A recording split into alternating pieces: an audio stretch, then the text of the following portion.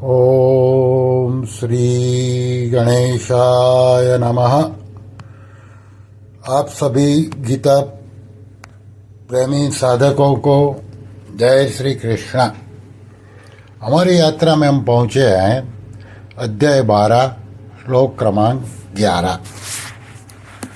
श्री भगवानुवाच अथैतदप्यसक्तोऽसि कर्तुम् मद्योगमाश्रितः सर्वकर्मफलत्यागं ततः कुरु यतात्मवान। अर्थात भगवान बोले, अगर मेरे योग यानी कि समता योग के आश्रित हुआ तू इस पूर्व श्लोक में कहे गए साधन को भी करने में अपने को असमर्थ पाता है तो मन इंद्रियों को वश में करके संपूर्ण कर्मों के फल की इच्छा का त्याग कर। इसका विवेचन साधक संजीवनी में परम श्रद्धेय स्वामी रामसुखदास जी ने इस प्रकार किया है। अथैतदप्यसक्तोषि कर्तुम मध्योगमाश्रितः। पूर्व श्लोक में भगवान ने अपने लिए ही संपूर्ण कर्म करने से अपनी प्राप्ति बताई और अब इस श्लोक में वे संपूर्ण कर्मों के फल त्याग रूप साधन की बात बता रहे हैं। वहाँ भगवान के लिए समस्त कर्म करने में भक्ति की प्रधानता होने से उसे भक्ति योग कहेंगे और यहाँ सर्व कर्म फल त्याग में केवल फल त्याग की मुख्यता होने से कर्मयोग कहेंगे। इस प्रकार भगवत प्राप्ति के ये दोनों ही स्वतंत्र पृथक पृथक साधन हैं। इस श्लोक में मध्योगमाश्रितः पद का संबंध अथैतदप्यसक्तोषि के साथ मानना ही ठीक मालूम देता है, क्योंकि यदि इसका संबंध सर्वकर्म फल त्याग कुरु के साथ माना जाए तो भगवान के आश्रय की मुख्यता हो जाने से यहाँ भक्ति योगी हो जाएगा। ऐसी दशा में 10वें श्लोक से कहे हुए भक्ति योग के साधन से इसकी भिन्नता नहीं रहेगी, जबकि भगवान 10वें और 11वें श्लोक में क्रमशः भक्ति योग और कर्मयोग दोनों भिन्न भिन्न साधन बताना चाहते हैं। दूसरी बात, भगवान ने इस श्लोक में यतात्मवान यानी कि मन बुद्धि इंद्रियों के सहित शरीर पर विजय प्राप्त करने वाला पद भी दिया है। आत्मसंयम की विशेष आवश्यकता कर्मयोग में ही है, क्योंकि आत्मसंयम के बिना सर्व कर्म फल त्याग होना असंभव है। इसलिए भी मध्योगमाश्रितः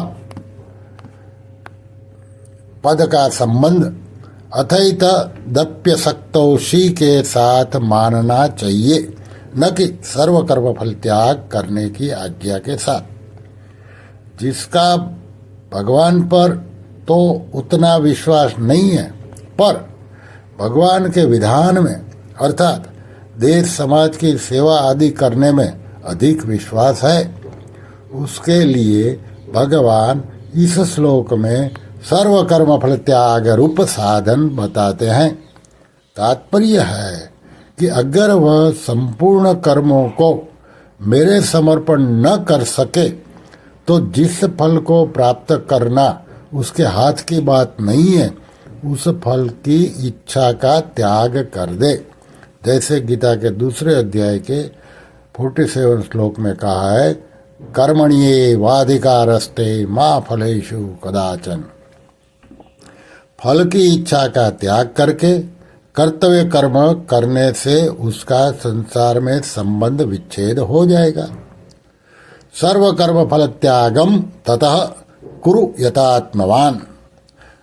कर्मयोग के साधन में स्वाभाविक ही कर्मों का विस्तार होता है, क्योंकि योग की प्राप्ति में अनासक्त भाव से कर्म करना ही हेतु कहा गया है, जैसा कि गीता के 6 अध्याय के 3 श्लोक में कहा।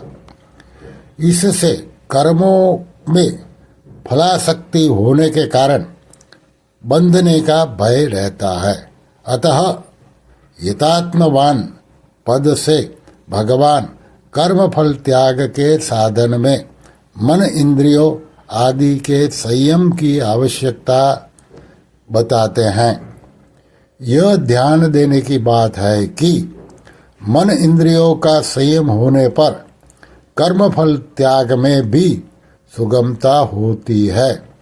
अगर साधक मन बुद्धि इंद्रियों आदि का संयम नहीं करता तो स्वाभाविक ही उसके मन द्वारा विषयों का चिंतन होगा और उसकी उन विषयों में आसक्ति हो जाएगी। इससे उसका पतन होने की बहुत संभावना रहेगी, जैसा कि गीता के 2 अध्याय के 62वें 63वें श्लोक में कहा। त्याग का उद्देश्य होने से साधक मन इंद्रियों का संयम सुगमता से कर सकता है। यहाँ सर्व कर्म पद यज्ञ ज्ञान तप सेवा और वर्णाश्रम के अनुसार जीविका तथा शरीर निर्वाह के लिए किए जाने वाले शास्त्र विहित कर्मों का संपूर्ण कर्मों का वाचक है। शास्त्र विहित संपूर्ण कर्मों का वाचक है। सर्व कर्म फल त्याग का अभिप्राय स्वरूप से कर्मफल का त्याग न होकर कर्मफल में ममता आसक्ति कामना वासना आदि का त्याग है। कर्मफल त्याग के साधन में कर्मों का स्वरूप त्याग करने की बात नहीं कही गई, क्योंकि कर्म करना तो जरूरी है। गीता के 6 अध्याय का 3 श्लोक। जैसा कि पहले कह चुके हैं, आवश्यकता केवल कर्मों और उनके फलों में ममता आसक्ति कामना आदि के त्याग की ही है। कर्मयोग के साधक को अकर्मणीय नहीं होना चाहिए, क्योंकि कर्मफल त्याग की बात सुनकर प्रायः साधक सोचता है कि जब कुछ लेना ही नहीं है तो फिर कर्मों को करने की क्या जरूरत। इसलिए भगवान से 2 अध्याय के 47वें श्लोक में भगवान ने कर्मयोग की बात कहते हुए माते संगो स्वकर्मणि, तेरी कर्म न करने में आसक्ति न हो, यह कहकर साधक के लिए अकर्मणीयता यानी कि कर्म के त्याग का निषेध किया है। 18वें अध्याय के 9वें श्लोक में भगवान ने सात्विक त्याग के लक्षण बताते हुए कर्मों में फलासक्ति के त्याग ही सात्विक त्याग कहा है, न कि स्वरूप से कर्मों के त्याग को। फलासक्ति का त्याग करके क्रियाओं को करते रहने से क्रियाओं को करने का वेग शांत हो जाता है और पुरानी आसक्ति मिट जाती है। फल की इच्छा न रहने से कर्मों से सर्वथा संबंध विच्छेद हो जाता है और नई आसक्ति पैदा नहीं होती। फिर साधक कृतकृत्य हो जाता है। पदार्थों में राग आसक्ति कामना ममता फलेच्छा आदि ही क्रियाओं का वेग पैदा करने वाली है। इनके रहते हुए हठपूर्वक क्रियाओं का त्याग करने पर भी क्रियाओं का वेग शांत नहीं होता। राग द्वेष रहने के कारण साधक की प्रकृति पुनः उसे कर्मों में लगा देती है। अतः राग द्वेषादि का त्याग करके निष्काम भावपूर्वक कर्तव्य कर्म करने से ही क्रियाओं का वेग शांत होता है। जिन साधकों की सगुण साकार भगवान में स्वाभाविक श्रद्धा और भक्ति नहीं है, प्रत्युत व्यवहारिक और लोकहित के कार्य करने में ही अधिक श्रद्धा और रुचि है, ऐसे साधकों के लिए यह सर्वकर्म फल त्याग रूप साधन बहुत उपयोगी है। भगवान ने जहाँ भी कर्मफल त्याग की बात कही है, वहाँ आसक्ति और फलेच्छा के त्याग का अध्याय कर लेना चाहिए, क्योंकि भगवान के व्रतमत में आसक्ति और फलेच्छा का पूरी तरह त्याग होने से ही कर्मों में सर्वथा संबंध विच्छेद होता है। गीता के 18वें अध्याय का 6वां श्लोक। संपूर्ण कर्मों के फल यानी कि फलेच्छा का त्याग भगवत प्राप्ति का स्वतंत्र साधन है। कर्म फल त्याग से विषयासक्ति का नाश होकर शांति यानी कि सात्विक सुख की प्राप्ति हो जाती है। इस शांति का उपभोग न करने से, उसमें सुख बुद्धि करके उसमें न अटकने से वह शांति परम तत्व का बोध कर उसमें अभिन्न करा देती है। 11वें अध्याय के 55वें श्लोक में भगवान ने साधक भक्त के 5 लक्षणों में एक लक्षण संग वर्जिता आसक्ति से रहित बताया था।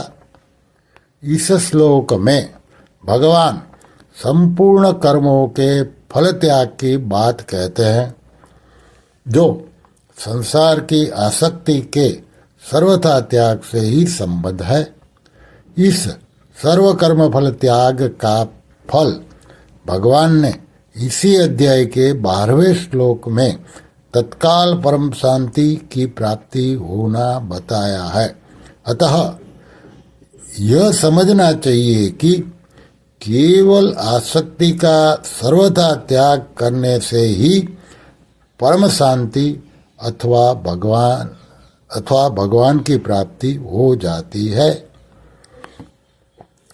अगर साधक सर्वथा भगवान के लिए कर्म न कर सके तो उसकी फलेच्छा का त्याग करके कर्म करना चाहिए, क्योंकि फलेच्छा ही बांधने वाली है। फले सक्तो निबध्यते, गीता के 5वें अध्याय के 12वें श्लोक में कहा है।